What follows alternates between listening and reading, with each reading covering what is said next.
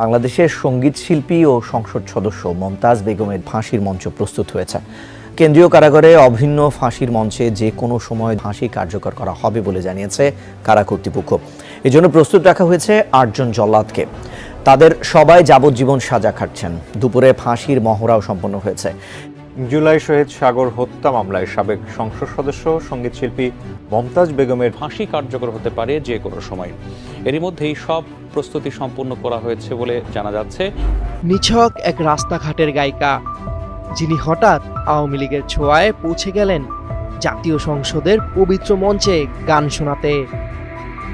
সেই সংসদের আসনকে তিনি পরিণত করেছিলেন এক বিকৃত সঙ্গীতের মঞ্চে, যেখানে গণতন্ত্র ছিল শুধুই পেছনের কোরাস, আর তিনি ছিলেন সেই বিকল সুরের গীতিকার।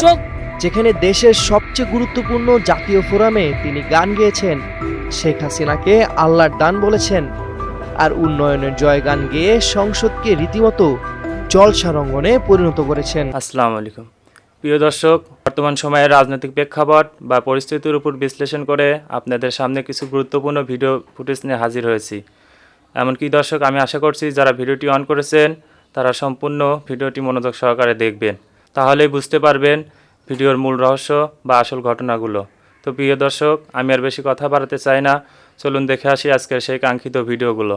তবে তার আগে বলি, যারা এখনও চ্যানেলটি সাবস্ক্রাইব করেননি তারা চ্যানেলটি সাবস্ক্রাইব করে পাশে থাকা বেল আইকনটি বাজিয়ে দেবেন, আর যারা ইতিমধ্যে সাবস্ক্রাইব করে রেখেছেন তাদেরকে অসংখ্য ধন্যবাদ। তো চলুন দর্শক, একটা লাইক দিয়ে আমরা ধারাবাহিকভাবে সকল ভিডিওর বিস্তারিত আলোচনা দেখে আসি। এই কাবা কোনো এক ব্যক্তি, কোনো এক মুসলমান এক বোতল মদের বিনিময়ে বিক্রি করে দিয়েছে। নিছক এক রাস্তাঘাটের গায়িকা যিনি হঠাৎ আওয়ামী লীগের ছোঁয়ায় পৌঁছে গেলেন জাতীয় সংসদের পবিত্র মঞ্চে গান শোনাতে। সেই সংসদের আসনকে তিনি পরিণত করেছিলেন এক বিকৃত সঙ্গীতের মঞ্চে, যেখানে গণতন্ত্র ছিল শুধুই পেছনের কোরাস, আর তিনি ছিলেন সেই বিকল সুরের গীতিকার। চোখ জোড়ানো, মন ভোলানো, দেখতে অতি চমৎকার, বাংলাদেশের উন্নয়নে শেখ হাসিনার উপহার। যেখানে দেশের সবচেয়ে গুরুত্বপূর্ণ জাতীয় ফোরামে তিনি গান গেয়েছেন, শেখ হাসিনাকে আল্লাহর দান বলেছেন, আর উন্নয়নের জয়গান গেয়ে সংসদকে রীতিমতো জলসারঙ্গনে পরিণত করেছেন। গণতন্ত্রের নামে গড়া সংসদ যখন একনায়কতন্ত্রের হাতের পুতুলে পরিণত হয়েছিল, তখন সেই নাটকের অন্যতম প্রধান পার্শ্ব চরিত্র ছিলেন মমতাজ বেগম। তিনি গাইতেন, হাসিনার বাহবা পেতেন, আর দেশের মানুষ নিঃশব্দে সহ্য করত। কিন্তু আজ সেই সংসদীয় গায়িকা নিজেই আছেন ডিবি হেফাজতে, রক্তমাখা রাজনীতির দায় মাথায় নিয়ে। 2024 সালের অক্টোবর মাসে হঠাৎ করেই সামাজিক যোগাযোগ মাধ্যমে ফিরে এসে একটি গান দিয়ে নিজের অস্তিত্বের জানান দেন মমতাজ। গানটির কথা, আমার হাত বান্ধিবি, পা বান্ধিবি, মন বান্ধিবি কেমনে, সাংকেতিক বার্তা হিসেবে ছড়িয়ে পড়ে।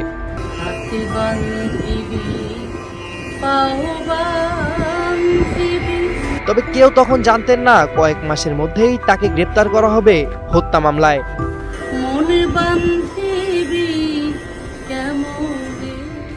12 মে রাতে ধানমন্ডিতে একটি অভিজাত বাসা থেকে ডিবি পুলিশ তাকে গ্রেপ্তার করে।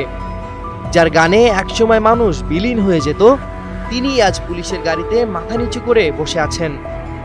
একে যদি ট্র্যাজেডি বলা হয় তবে সেটি ক্লাসিক নয়, বরং একটি অবচেতনার ফল।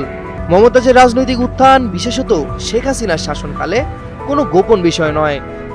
3 বার এমপি হয়েছিলেন নৌকা প্রতীকে, এবং সংসদে দাঁড়িয়ে শেখ হাসিনার উন্নয়নের গান গেয়ে মনোরঞ্জন করতেন। তা করলো শেখ হাসিনার সরকার, যাতায়াতের প্রয়োজনে বাংলাদেশের উন্নয়নে পদ্মা সেতু দরকার। কোরআন হাদিসের রেফারেন্স দিয়ে সংসদে বক্তৃতা করতেন, কিন্তু নিজের এলাকায় জনগণের জন্য কিছু করতেন কিনা সে প্রশ্ন তখনই উঠেছিল, যা আজ আর প্রশ্ন নয়, উত্তর হয়ে গেছে। তিরমিজি শরীফ, মেশকা শরীফ, আবু দাউদ শরীফ, বুখারী শরীফ, মুসলিম শরীফ থেকে শুরু করে এমন কোনো খণ্ড নাই যেগুলো না করেছি। তার নির্বাচনী এলাকা মানিকগঞ্জ 2 আসন ছিল এক কথায় দলীয় রাজত্বের মডেল। সেখানে বিরোধী তো নয়, নিজের দলের নেতারাও মুখ খুলতে পারতেন না। ছাত্র জনতার আন্দোলনের সময় পুলিশি গুলিতে সিংগাইরে 4 জন নিহত হয়। সেই ঘটনাতেও তার নাম রয়েছে প্রধান আসামিদের তালিকায়। এই হত্যা মামলাগুলোই এখন তাকে টেনে এনেছে ডিবির জিজ্ঞাসাবাদের কক্ষে। সব দেখতেছি, সব নজর দায়িত্ব আছে, কারে কোন সময় সার্চ করা লাগবে উনি খুব ভালো করে জানেন। তবে শুধু রাজনীতি নয়, মমতাজের ব্যক্তিগত জীবনও তার পতনের এক সমান্তরাল অধ্যায়। 3টি বিয়ে করেছেন তিনি। সর্বশেষ স্বামী ডক্টর মঈন হাসানও এখন রাখেন না মমতাজের খবর। তাদের সম্পর্ক ভাঙনের মুখে পড়ে মূলত মমতাজের একান্ত সচিবের সঙ্গে গুঞ্জন ওঠা সম্পর্কের কারণে। একটি ঘনিষ্ঠ মহলের ভিডিও এবং অডিও ক্লিপ সামাজিক মাধ্যমে ছড়িয়ে পড়ার পর এই সম্পর্ক আর গুজব রইল না। এক শিল্পীর ব্যক্তিগত নৈতিকতা যখন একে একে ধসে পড়ে, তখন তার প্রভাব পড়ে তার প্রকাশ্য জীবনে, তার গ্রহণযোগ্যতায় এবং শেষ পর্যন্ত তার পরিণতিতেও। নির্বাচন কমিশনে এবার জমা দেওয়া হলফনামার তথ্য অনুযায়ী 5 বছরে তার আয় বেড়েছে প্রায় 28%। 2018 সালে তার বার্ষিক আয় ছিল 38,84,276 টাকা। বর্তমানে আয় দেখানো হয়েছে 49,57,888 টাকা।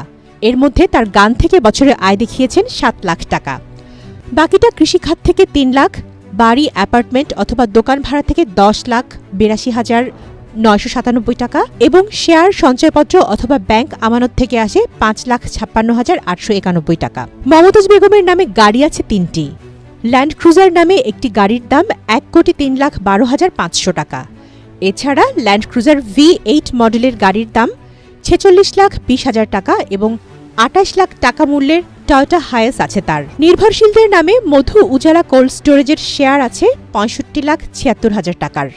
এছাড়া সংসদ সদস্য ভাতা ও আনুষঙ্গিক পারিতোষিক বাবদ মমতাজ বছরে আয় করেন 16,58,000 টাকা।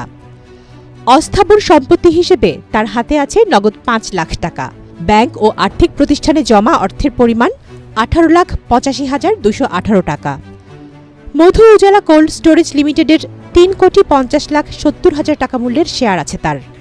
একদিকে বাড়ে নাই আমি বলবো, আর একদিকে তো আমার যতটুকু ইনকাম বাড়ানোর দরকার বা আছে, সবাই আমাকে জানে চিনা, আমি সেইভাবেই আসলে এটাকে সামঞ্জস্য রেখেই আসলে চলার চেষ্টা করতেছি। তারপরে আমি যা ইনকাম করি যথেষ্ট পরিমাণে ইনকাম ট্যাক্স দেই।